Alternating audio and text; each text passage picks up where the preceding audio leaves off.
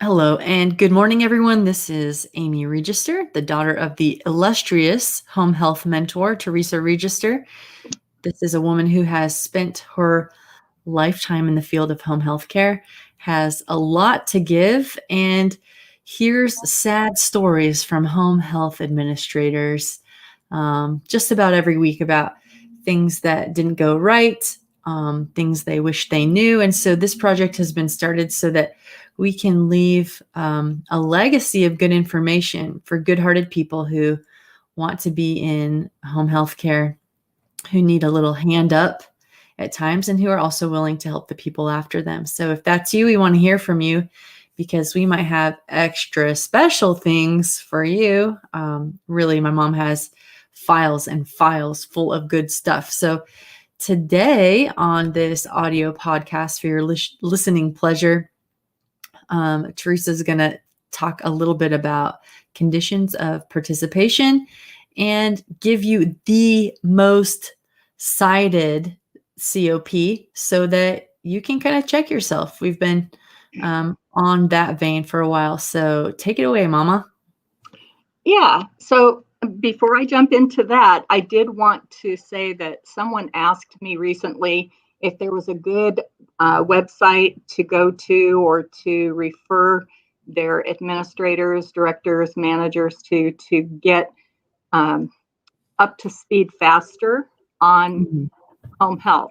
There's a lot of stuff going on in home health. There's a lot of people transitioning from clinical roles into leadership roles. There's a lot of people coming from other types of healthcare facilities into home health, and they need a place to just kind of go over the basics. So I put a link on my Facebook page this morning that would be really helpful for people to discover if they don't already know about it.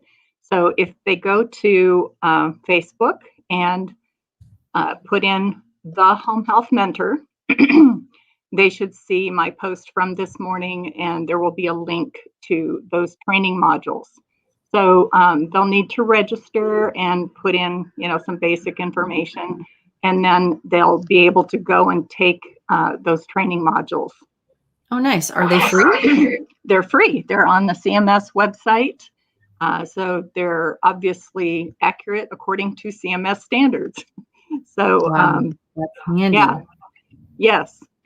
So make use of that. There's some good stuff on there. So now for jumping into today's session, talking about the most cited condition of participation. So there have been some changes since 2018.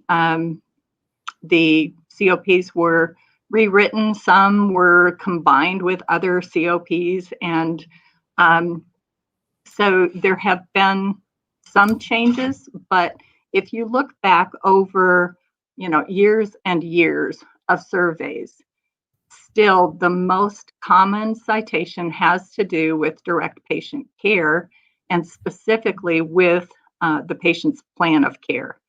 So when a surveyor goes to an agency, the top priority is always what is being provided as far as quality of patient care. And the best tool for them to look at to see the quality of care is going to be what's documented in each patient's record. So the surveyor is going to ask for a list of patients, both active and discharged. And from those lists, they're going to choose patients to review clinical records, again, both active and discharged. And we've talked about this before. They're going to pick those that they have chosen from the list of potentially avoidable events and patients that have had those events. So those will be the focus. And then the surveyor will use a standardized tool to audit each of those sample records. So when you're trying to do your own survey, you're trying to catch your own problems and fix them, you are going to have to be very aware of what the COPs require, and you're going to want to have some kind of a standardized tool to be able to do that. There are some commercially prepared tools that you can subscribe to. You pay usually a fee per chart, or a range of users. There's different ways that's charged. The benefit of that is that everybody's using the same tool. You get familiar with it, and then it also will give you a summary of the findings and point out some of the problem areas. So how does that work? How does it work? Yeah, did the agency just ask their people to use this tool over a certain amount of time, or is it kind of like a permanent application? It's generally a monthly subscription that they pay a fee, and it's good for either X number of users, or you pay a per chart fee. I think there's both out there, but people can look at what's online and choose what's good for them if they want to go that route. If it can get expensive if you use that regularly, but you can also do the same kind of thing by creating an Excel spreadsheet with all of the requirements on one side and your patient names, underneath, and you can do chart audits that way. You can do them on paper. The main thing is you just want to make sure that you're not skipping over anything, and that you understand what the requirements are. What I did for... I think I made you jump ahead in your outline, and I apologize for that, but I was just wondering if people, can they just subscribe for a month or two if they wanted to do that? I don't know if there's a, just a one-time kind of thing. I know that a lot of times they'll give you a trial free of charge, and then you can decide if it's something you want to do, but they'll let you do like up to 10 charts. And then you can decide if it's a tool that you want to use. I don't know. I know there's a number of of companies that have them available, and they would just have... I'm really not able to recommend any. I do have a preference, but I really don't feel comfortable recommending a certain one.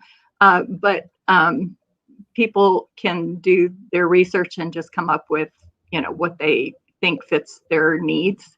There's some that are less expensive, but then they have less features too. So Do you feel uncomfortable just saying, this is my favorite? It may or may not fit you. I would rather not. I just don't feel like I should do that, at least in this kind of a setting. On a one-to-one setting, of course I would, but maybe hit you up for something like that. All right. Hit me up. Yeah. Okay. Let's see. Where was I? So yeah, they can use whatever tool, seems to fit their needs as far as the cost, and if they have the ability to put something on an Excel spreadsheet, they have those skills. That works pretty well. That's what I did for our agency until we subscribed, until we were big enough to need an automated system. So the main thing is just to know what needs to be looked at in that record, and just make sure that you consistently look at it and that you get it done. The biggest problem that I've seen as a surveyor is people just don't take the time to really dig into the charts and audit them thoroughly. They, they skim over things, and sometimes don't really understand why certain requirements are there, and so they don't pick up on the problem. Right. Okay, so the main point of today's session is to focus on the plan of care, and that CFR if you're familiar with CFR, the Code of Federal Regulations, number 48460 is the one that addresses the plan of care. That COP is divided into 5 standards. So the COP is the big issue, and then underneath it are these 5 standards. The first one is looking at the general plan of care, and that's 48460A. And then conformance with physician orders, which is 48460B. A review and revision of the plan of care is 48460C. Coordination of care is 48460D. And written information to the patient is 48460E. So when a surveyor is reviewing the clinical records, any one of these, A, B, C, D, or E, can cause an agency to be cited at 48460. And then the surveyor will be specific about what the finding was in relation to it. And it could be A, C, and E. It can be a combination, but altogether, this is the most cited of the conditions of participation. If there are problems seen in any of these areas or all of these areas, when the surveyor is looking at the clinical records, then they will move from looking at level 1 standards to looking at level 2 standards that are associated with those level 1 standards. So we've made reference to level 1 and level 2 standards before. Mm-hmm. If people want to look at a good review of the changes in the survey protocol that happened in 2018, they can go to the CMS website and look for, I'm going to give you a reference. It's QSO-18-13-HHA. And the date is... What are you saying for the newbies here? This is what they would go to the CMS.gov website and then put in the reference that I'm giving you. It's QSO-18-13-HHA, and the date is January 12, 2018. And the title is State Survey Agency Directors.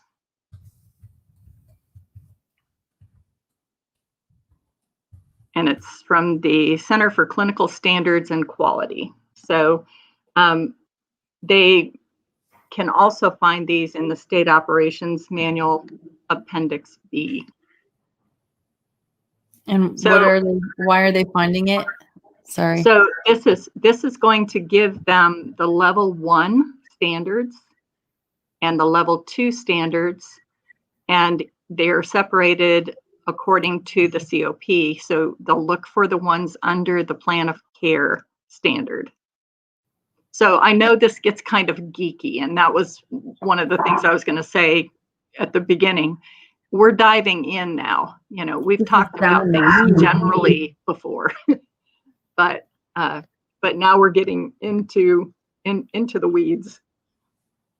Okay, so just to reiterate, we'll want to go to this. We'll want to look this up just so we know which part of those 5 fingers under this plan of care something falls under, and really just for our own information to know when a surveyor is coming to look at these different fingers, what's kind of the first tier and what kind of the second tier is. But really all together, this is a major focus, and we need to look at all of these things. Yes. Yeah. The level 1 and level 2 standards are You can find them in every, well, at least many of the categories. Some of them actually don't have level 1 and level 2. They're just, they are what they are. But care planning, coordination and quality of care is the title of the condition. And I'm looking at it right now. There are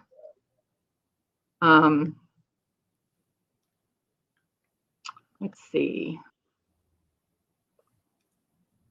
5 level 1 and 3 level 2 standards under that heading. And then there are miscellaneous other standards that are looked at. If level 1 and level 2 are out of compliance, then they'll go into additional ones. But yeah, there's 5 level 1 and 3 level 2. So those are the areas that the surveyor is going to have as options to cite an agency if they find that there are problems. So what I thought I would do is give you some examples of some of the things that I found when I did surveys, some of the problem areas that I found under the plan of care. So one of the big ones is a failure to follow the doctor's explicit orders. So, for example, if a doctor orders wound care for a patient and the doctor has specific products that are ordered in that order, or a specific sequence or a certain technique, then the nurse has to document that being followed specifically. So a lot of times people will just say wound care provided or wound care given or whatever. You can't do that. You really have to make sure that the documentation is complete. You can, do the protocol. What is the protocol that was ordered? You can put that into the documentation. I would say, make sure that if there's a certain product, you want to specify not necessarily the product brand name, but the type of product that was used. Got it. Another area is a failure to accurately list all medications and supplements that a patient is taking. And people often forget that they're supposed to document supplements, any kind of over-the-counter medication, if they're taking, any herbal preparations, any of those kinds of things are supposed to be listed with the medications, since they can affect the effectiveness of the medication. The other thing about medications is when a surveyor chooses patients to make home visits with, they're going to ask to see the patient's medications, and they're going to compare the medications the patient gives them with the list of medications that's on the plan of care. If there's a discrepancy, then there needs to be an explanation for that discrepancy. It could be that the medication was just, that day, or the day before that it was discontinued, or there could have been a doctor's appointment and it's a new medication that isn't on the plan of care because at the time the plan of care was written, it wasn't an order. But there should be an exact match between the medications on the plan of care and what the patient tells them they're taking in the home. So that's a big area. That's an often cited problem. I can see that that's a problem because a lot of people don't like to take their meds as prescribed. And now it's up to the home health aide or whoever's visiting to jot that down, like patient refused to take meds, or patient said they made her itchy, or whatever it is. It's your responsibility to make sure it matches. All right. Right. Or there's an explanation, that can be given as to why there's not a match. And usually it's timing. Usually that, the patient had a doctor's appointment, the doctor changed orders, and it hasn't gotten into the chart yet. So those are reasonable explanations, but there has to be an explanation. Okay. Another issue that I've found is people don't always think of oxygen as being a medication, but it is considered a prescribed medication, quote unquote. And so oxygen also needs to be on the med list.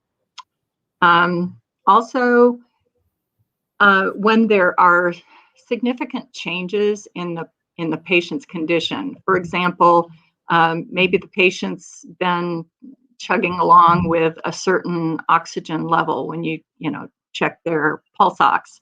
They've been running 98, 97, 98%, and now they're 92 or 91, and their respirations are up. And the surveyor sees that and looks for documentation that the physician was notified of this change, and of course some explanation that the nurse or therapist tried to ask some questions about why that might be the case. So there are certain situations where if there's a change in some vital sign, if a wound is not healing, patient's not making progress toward the goals that have been set, and it seems like there's something significant that's gone on. Maybe they fell, maybe all of a sudden they seem confused. Anyway, any major change in the patient's condition needs to be reported to the physician, and that needs to be documented. And then the patient's response to whatever treatment or care that's been given also needs to be documented. Another area that is often neglected is if a patient has missed visits. Say the doctor has ordered a nurse to see a patient 3 times a week, and when the surveyor is mapping out the frequency of visits, they see that the patient is supposed to have 3 visits a week, and for the last 3 weeks, they've had 2. And every Wednesday, for example, the patient has not been seen, and there's no explanation in the chart, and there's no documentation that the physician was notified, and there's no documentation of the nurse trying to change the day of the visit. Maybe something's come up that every Wednesday the patient has wound care at a wound care clinic, or goes to a different daycare, or something's changed with their schedule. The surveyor is going to expect that the agency is going to try to make accommodations and document any changes, and that the doctor was notified. But they're going to expect to see 3 visits a week, whether it's Monday, Wednesday, Friday, or Monday, Tuesday, Thursday. They're going to expect to see that doctor's orders being followed as far as the frequency of visits. So a lot of times I'll just see, that the nurse has documented that there was a missed visit and the doctor was notified. That's not enough. CMS, if someone's paying the bill, they want to know, well, why are we missing so many visits? And it's not usually every week, but surveyors will map out the missed visits. And if it looks like there's a staffing issue, like you just don't have enough staff to make the visits, or there's not a good explanation, that can lead to a citation. Okay, so if I'm just a lazy home health care worker, I should not put missed visit and was too lazy to come back later. That's not gonna. or to change it to another day. The other thing is a lot of agencies there will be a missed visit, but their Medicare work week is Sunday through Saturday. And it's like, well, you don't expect us to make a visit on Saturday if we miss a visit on Friday, do you? Yes, you do. you it's expected that a visit will be made on Saturday if the patient doesn't, if the patient agrees that that's okay. The agency still has to make that number of visits. So you need to fit it into the work week. And if Saturday includes your work week, then Saturday may be, a day that you need to make a visit. And usually agencies have weekend staff that would pick up that visit. Mm-hmm. This is home health care, not teleflora, is what you're saying. Yes. All right. Okay. Another area that I've seen a lot of lax documentation is on the coordination of care. And in particular, I will tell you honestly, my focus, I don't know, I guess my focus in those situations is to look at whether the agency uses contract staff for therapy care, and I will look at the documentation both, toward contractors and from contractors in the documentation, because that is a known problem area. A lot of agencies will contract with therapists, and the nurses don't know who the therapists are. The therapists don't know who the nurses are, and you never see any documentation in the chart that makes reference to a phone call or a conversation or the contractor coming to the patient care conference.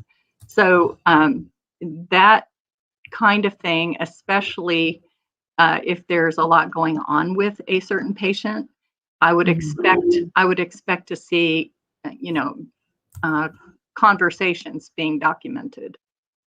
Okay. Now, it would also include communication and coordination with wound care clinics, physicians, and I say physicians on purpose because sometimes patients will have a general practitioner who's overseeing their home health care, but they may have a cardiologist or an orthopedist or pulmonologist. So any physicians that are contributing orders to the care of the patient need to have communication documented with them when it applies. Obviously, there are some things that are pretty insignificant and you don't, necessarily want to call or communicate with a cardiologist when a home health aide isn't, able to give a bath. That kind of stuff isn't significant. But if there's something significant going on with the patient, all of the physicians that are involved intimately with that patient's care may need to be notified, and that's a professional judgment. Mm-hmm. And then the final area is a failure to provide and document information that the patient and or the patient's representative or caregiver is given, both at the beginning of care, at the start of care, or throughout the patient's care. If there is information that you have that you need to make sure they get, then you want to make sure that your documentation also reflects that. So is that bringing the family into the conversation? Sorry, I didn't see that on your list. I'm sorry, say that again. So the failure to bring family into the conversation, into the planning. A big part of it is one of the changes that was made in 2018 was as caregivers, a lot of times we just talk with the patient and all of a sudden we have this list of goals, but we don't necessarily know what their goals are. So bringing the family, the patient into the conversation and asking them, what are your goals? Or, how can our plans and your plans dovetail? How can we make this work for you? So an example that that I think of is an OT working with a patient is going to have certain plans, certain goals, like the patient will be able to feed himself in 2 weeks. The patient's goal might be just to be able to get a fork out of a drawer. So we often have lofty goals, and we think in terms of the clinical details, but maybe patients are saying, I just want to be able to go to my grandson's graduation or my niece's wedding, or whatever. So a lot of times we're very clinical in our goal setting, but in 2018 we were reminded that it's important for us as clinicians to think in terms of what the patient's goals are, and to try to make sure that we don't that their goals don't get lost in all of this. The human side, I guess, keep it real, keep it human. Yeah. Well, it sounds like, in summary, that you said the biggest bad boy, the most cited, has to do with the plan of care, and it can be any one of the 5 fingers can get the hand slapped pretty hard.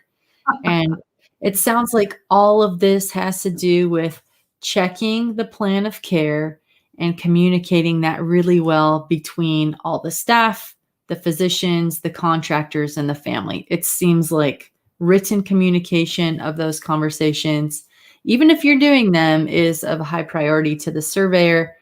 And it just seems like, as in most things in life, communication is the key. Yes, that was a good summary, Amy. All right. Well, I learned something today, and I don't think I'm going into home healthcare, but maybe by the end of this podcast, I'll be prepared for it as a second career choice. Amy, you actually have learned an awful lot just in some of our conversations. It's fun to see what you've picked up from some of the times that we've had our talks. Well, at the very least, Mom, when your time comes, I'll be able to communicate well with you, the rest of the family, and the physician. It's gotten morbid. All right. Is there anything else you wanted to say before I check us out? I did want to say that even though this is the most cited area of noncompliance that's posted, I mean, if you look at the list of the 10 most cited, this one's at the top, but 6 of the 10 have to do with emergency preparedness planning. And with the recent attacks on gas stations and, our fuel supply and electrical issues, being threatened, I think everyone needs to, be thinking of upgrading your emergency preparedness plan. And I think probably our next session, I'll spend some time on that. So that is, again, not the single most cited, or one of the most single, frequently cited COPs, but 6 of the 10 top standards that have been cited have to do with emergency preparedness. So we'll spend some time on that probably next week. All right. I hope the emergency preparedness plan involves snacks. If not, I'm going to be disappointed. Get your popcorn. Yeah. Get your popcorn out. Oh, no, I was thinking goldfish, like in a little to-go bag in case everything hits the fan. Okay. All right, friends. In the meantime, hang out with my mom on the Facebook page. That's the best place to do any chatting or sharing with the community. You can also check out our website at thehomehealthmentor.com, where we are updating the offerings weekly and hope to have some really good tools for you to purchase. If you haven't joined our newsletter, please do that as well. You'll get to that from the front page of that website, thehomehealthmentor.com. And then when we've got updates or freebies, we'll send them your way. Thanks for joining us. Mom, thanks for teaching me home health as well as how to darn socks and that sort of thing. Appreciate you guys and see you next week. Love you. Bye. Love you. Love you all and love you, Mommy. Bye. Bye.